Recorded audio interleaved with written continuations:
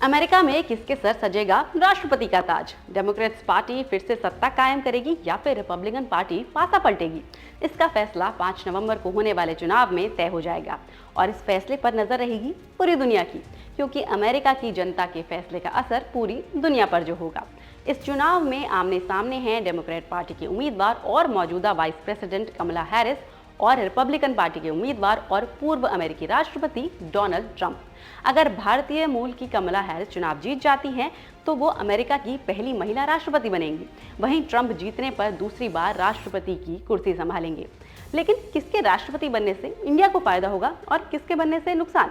नतीजों के बाद इन दोनों ही देशों के बीच किस तरीके से पॉलिसीज बदल सकती हैं, इन सभी चीजों को एक एक करके समझ लेते हैं। सबसे पहले बात करते हैं ट्रेड और इन्वेस्टमेंट की। भारत और अमेरिका के बीच स्ट्रॉन्ग इकोनॉमिक टाइज हैं। FY24 में दोनों देशों के बीच जो ट्रेड है वो $118 बिलियन का रहा, लेकिन आगे की पॉलिसीज इन ट्रेड रिलेशन को बदल सकती हैं। अगर कमला हैरिस जीत जाती हैं तो उनकी अप्रोच बाइडेन एडमिनिस्ट्रेशन की तरह ही काफी कंटिन्यूटी वाली होगी।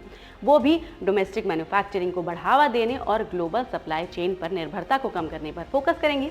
इसका मतलब है कि इंडिया को थोड़ा सा चैलेंज फेस करना पड़ सकता है, क्योंकि इंडिया US एक्सपोर्ट्स पर काफी निर्भर रहता है।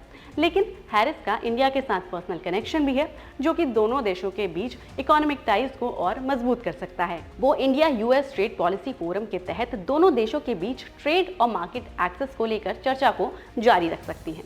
वहीं अगर हम ट्रंप की बात करें तो Donald Trump America first policy के स्ट्रॉन्ग सपोर्टर हैं और हमेशा से रहे हैं, जो प्रोटेक्शनिस्ट ट्रेड प्रैक्टिसेस को बढ़ावा दे सकता है, यानी कि देश में होने वाले मैन्युफैक्चरिंग को बढ़ावा देना और बाकी देशों से इंपोर्ट पर भारी भरकम टैरिफ।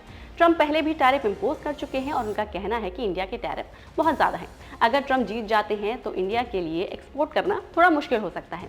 लेकिन ग्लोबल ट्रेड में डिस्ट्रप्शन को अगर हम अलग रख कर देखें तो US मार्केट में चाइनीज़ इंपोर्ट कम करने की पॉलिसी से भारत को सीधा फायदा मिल सकता है। अगर हम बात करें जियोपॉलिटिकल सीन की तो वो भी काफ़ी इंटरेस्टिंग है।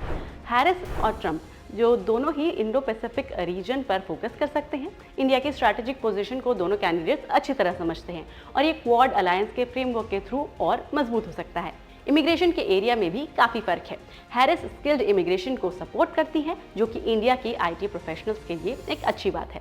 हमने ये भी देखा कि FY21 में H1B वीज़ा अप्रूवल का रेट जो है वो 10 साल में पीक पर 98% रहा था। लेकिन ट्रंप के साथ इसमें कंट्रोल देखने को मिल सकता है, जो कि इंडिया के IT प्रोफेशनल्स के लिए चैलेंजिंग होगा। हम बात करें क्लाइमेट चेंज और ग्रीन एनर्जी की तो यहाँ पर कमला हैरिस जो है वो इस एरिया में कोऑपरेटिव अप्रोच रखती हैं और ऐसे ही अप्रोच को जारी रखता नजर आ सकती हैं। लेकिन ट्रंप का क्लाइमेट पॉलिसीज के लिए स्केप्टिकल होना इंडिया के रिन्यूएबल एनर्जी प्रोजेक्ट्स को इम्पैक्ट कर सकता है। अभी तक की अगर हम हिस्ट्री देखें तो भारत अमेरिका के रिश्ते मजबूत रहे हैं, चाहे वो ट्रंप का कार्यकाल रहा हो या फिर कि बाइडेन का कार्यकाल। और अभी के सिनेरियो में ओवरऑल भी देखें तो दोनों के साथ कुछ अच्छी बात है तो कुछ कॉम्प्लिकेशंस भी हैं। अब देखना ये होगा कि आने वाला जो चुनाव है उसके रिजल्ट किस तरीके से दोनों देशों के बीच जो रिलेशन है उनको शेप करेगा। आपको क्या लगता है कि किसके चुनाव जीतने से इंडिया को फायदा होगा और इन इलेक्शन में कमला हैरिस जीतेगी या फिर ट्रंप? हमें कमेंट करके बताएं और आपके काम की ऐसी ही और वीडियोस के लिए NDTV प्रॉफिट हिंदी को जरूर सब्सक्राइब करें।